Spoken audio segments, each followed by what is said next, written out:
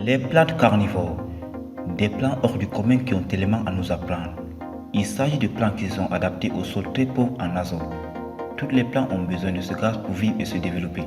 N'en pouvant pas par leurs racines, elles se sont adaptées en se nourrissant d'insectes et des animaux et se procurent l'azote contenu dans leurs protéines. Bonjour et bienvenue sur notre chaîne.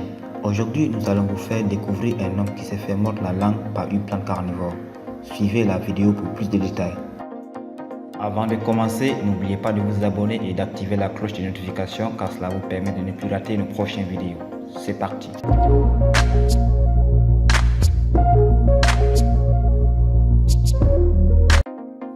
Depuis les découvertes tardives à la fin du XVIIIe siècle, les plantes carnivores n'ont cessé de fasciner l'humanité.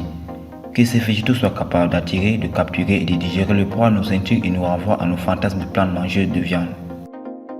Mais que savons-nous vraiment sur ces végétaux hors du commun?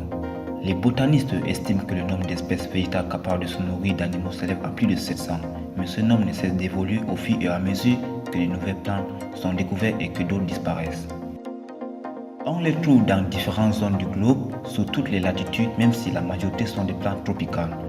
Toutes ont dû faire face à un manque de nourriture dans des sols trop pauvres ou trop acides. Pour compléter leurs besoins non couverts par la photosynthèse, elles se sont donc adaptées en allant chercher de l'azote et du phosphore chez les animaux. Selon les conditions de vie et les climats, les différentes espèces de plantes carnivores ont développé un système particulier de pièges pour parvenir à attirer leurs proies. La plupart du temps, les pièges développés par les plantes carnivores sont des adaptations de leurs feuilles. Chacune a pourtant des particularités qu'il est important de connaître pour mieux comprendre la stratégie de piégeage mise en œuvre.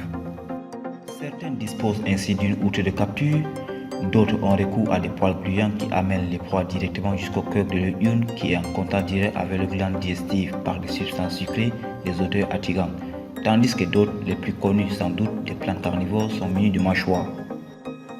Que se passe-t-il lorsqu'on tente de placer sa langue dans une plante carnivore? C'est la question que s'est sans doute posée un homme un peu alcoolisé. La réponse fut douloureuse, comme en témoigne la vidéo qu'il a postée sur le web et qui a fait depuis le tour des réseaux sociaux. Cet aventurier du nez, encouragé par un public légèrement éméché par la bière, a relevé le défi de placer sa langue juste pour voir dans le piège de la Dionée attrape-mouche. La plus célèbre et intelligente des plantes carnivores avait son piège en mâchoire qui se referme automatiquement lorsqu'une proie s'y introduit. Il a pensé, il a vu, il a même senti. La preuve en est le cri de vive douleur poussé par le malheureux et sa langue ensanglantée à la fin de l'expérience. Les cils aux extrémités de la plante ont eu le même effet que des dents acérées lorsqu'ils se sont refermés sur la langue du kamikaze. Un jeu dangereux à ne pas reproduire bien évidemment. Vous venez là de voir l'histoire des plantes carnivores et celle de l'homme qui s'est fait mordre la langue par une Dionée attrape-mouche. Pour vos questions et suggestions, veuillez nous écrire en commentaire. À la prochaine pour une nouvelle vidéo.